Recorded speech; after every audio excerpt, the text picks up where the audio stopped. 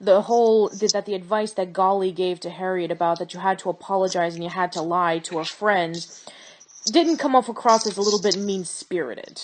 Yeah, it's been a while since I actually seen that movie, but as you said, sometimes, a movie doesn't hold up as well, or a show doesn't hold up as well as it did in the past, and sometimes that has to do with, the technology that's shown and the effects that are shown and such like that, but definitely, I mean, Harriet the Spy, even if it hasn't held up as well as some might think, it's still something that can be remembered as good nostalgia, something to go back to for nostalgic reasons, and just, remember good times and such.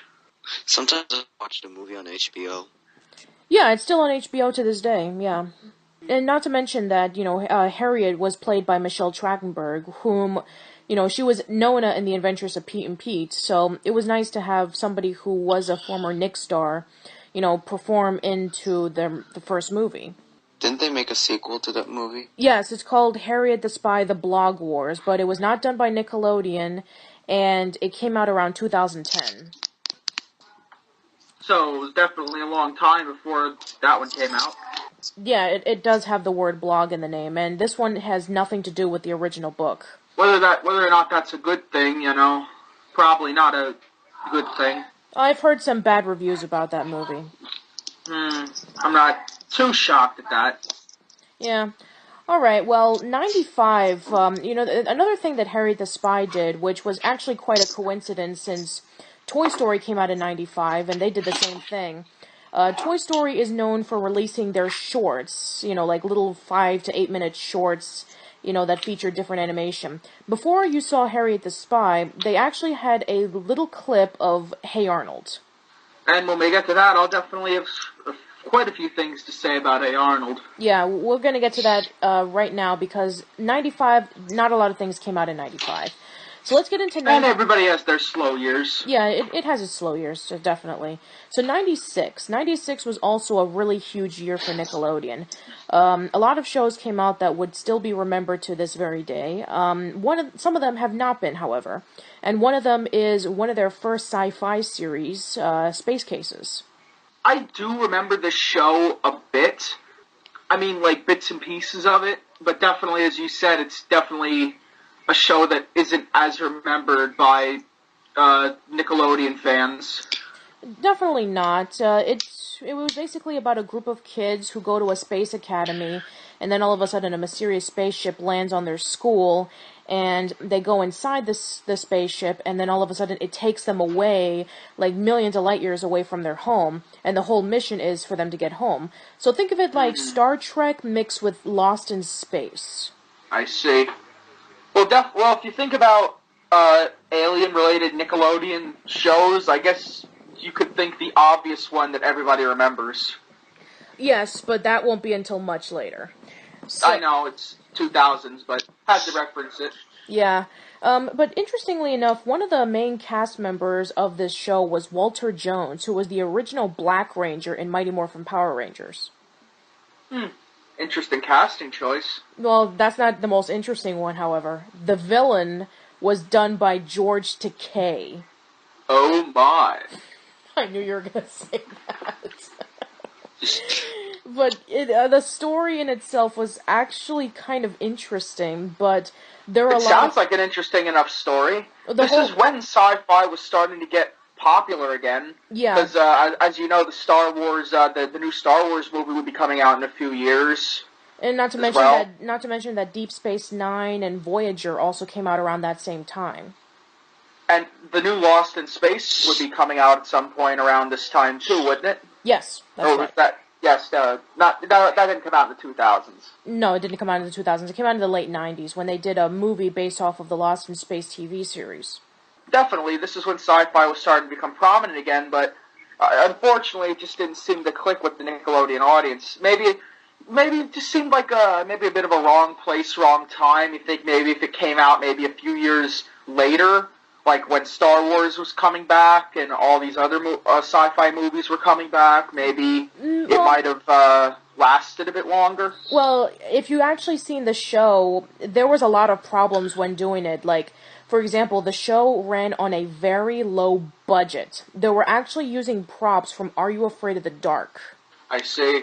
And not to Really? mention, yeah, I'm not joking, it's true. Not to mention that the acting is very inconsistent. Some of the actors are really wooden and bland, while others are crazy and over the top. More than half of the characters weren't developed enough, mostly because that the first half of season 2 was canceled. I see. Yeah. Well, that is something else that can destroy a show as well. When, you have a low budget and the actors aren't 100% into it, the show will definitely fall. If you don't work with what you have and don't try and make the show survive or don't care enough for it to survive, it won't survive. Well, the people who wrote for the show at least tried. The show was created by Bill Mumy and Peter David. Bill Mumy was the person who played as the original Will Robinson in Lost in Space, and Peter David was a writer for Babylon 5. So they at least tried to make the show pretty decent, but they had a lot against them. The resources, the acting, and just the fan base not seeming to care. Yeah, the show was pretty much doomed to fail from the start. Which is a shame, because it sounded like a fine enough concept. Yeah, it was a fine enough concept, but it wasn't executed properly. This is one of the shows that I really want to see come back remade, because there's a lot of potential here. As we'll discuss about later on, Nickelodeon and sci-fi don't exactly mesh very well. Not completely, no. Alright, now we can get into the other show that everybody knows about that came out in '96. Craig Bartlett's own Hey Arnold. Oh, Hey Arnold. Yes. What hasn't been said about Hey Arnold by now? I mean, Hey Arnold was just the show that almost changed the way you tell a story in cartoons. It was one of those shows that made you realize what kids can see in a cartoon and take well and learn from. Hey Arnold was a show, Craig Bartlett said himself, the most fascinating mind in all of humanity is a child's. They see the world differently from an adult. They are scared easier. They're more curious to things. They find more things funny than adults. And what Craig Bartlett never did, and still never does, is he never talks down to a child. He doesn't like to talk down to children. He says that children can take things a lot better than some adults think that they can. And he proved it. He proved it with Hey Arnold. Some of these subjects in Hey Arnold were some things that adults wouldn't even put in their own shows. Therapy, mental breakdowns, struggle with oneself.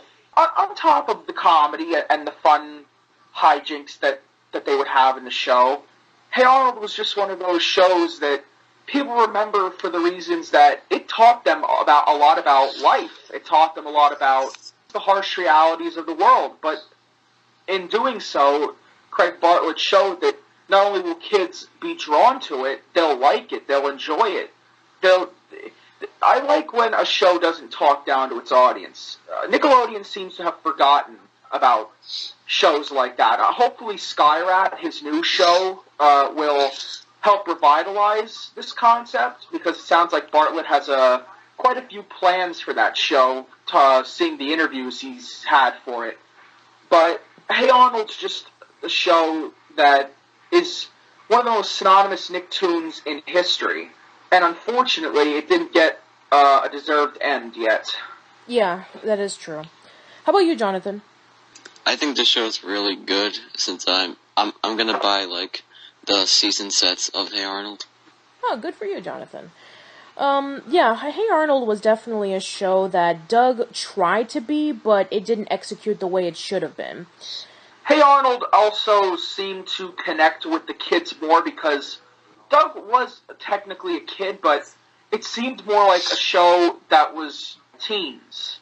Hey Arnold was a show that, the the characters were all easily identifiably kids, and I think it was more connectable than Doug in some cases. Yeah, and you cannot deny that the best character in Hey Arnold was Helga.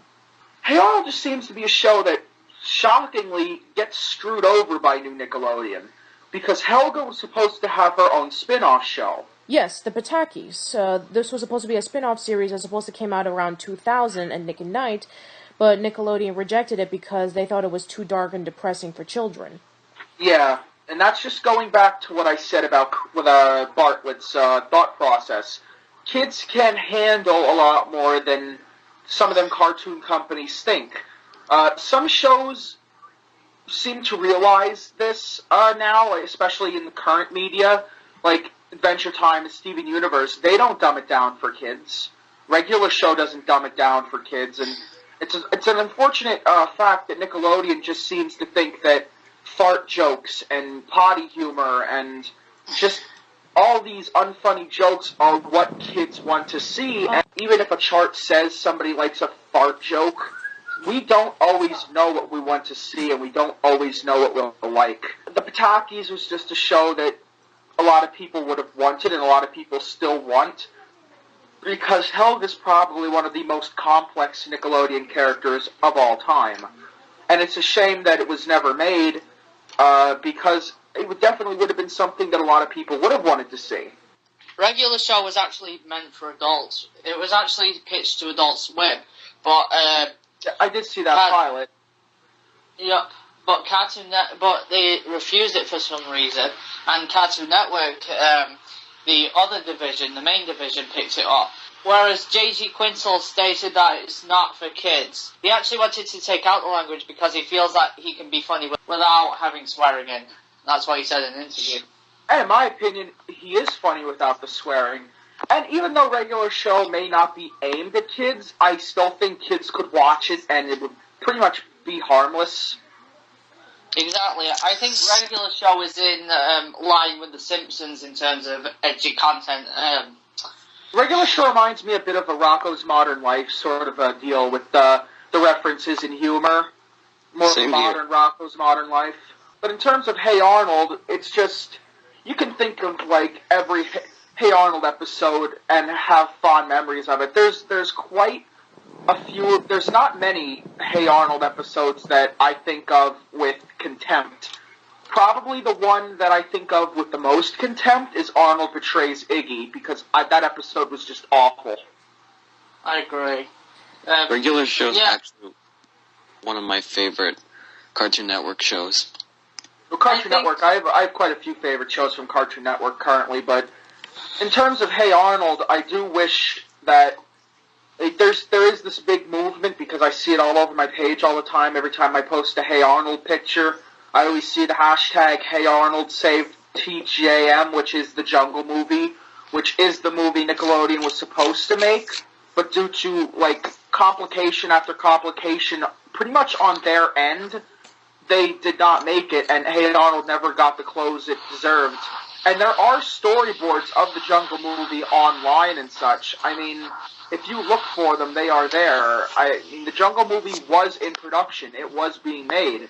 But Nickelodeon, for whatever reason, just decided to really piss off its audience even more. Well, the reason why was because that due to the success of the first two Rugrats movies, which we'll be getting to in a minute, making a lot of money, and the fact that the Jungle movie was supposed to be like the final episode, concluding everything, Nickelodeon wanted to have Craig Bartlett continue the series, and there was the TV movie, which was Arnold Saves the Neighborhood, turned into the theatrical movie.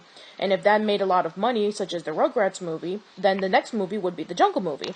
However, as we'll discuss about in the next part, let's just say that didn't turn out for the best.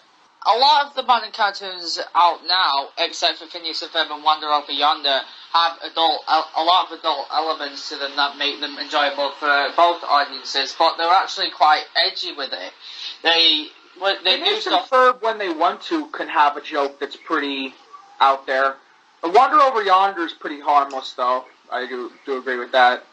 A lot of the modern cartoons now that are popular have a lot of elements that they wouldn't have gotten away with, like, let's say, 10 10 years ago or so. So cartoons are actually getting edgy again, so I don't think that the techies would be a problem. I actually think that they could make it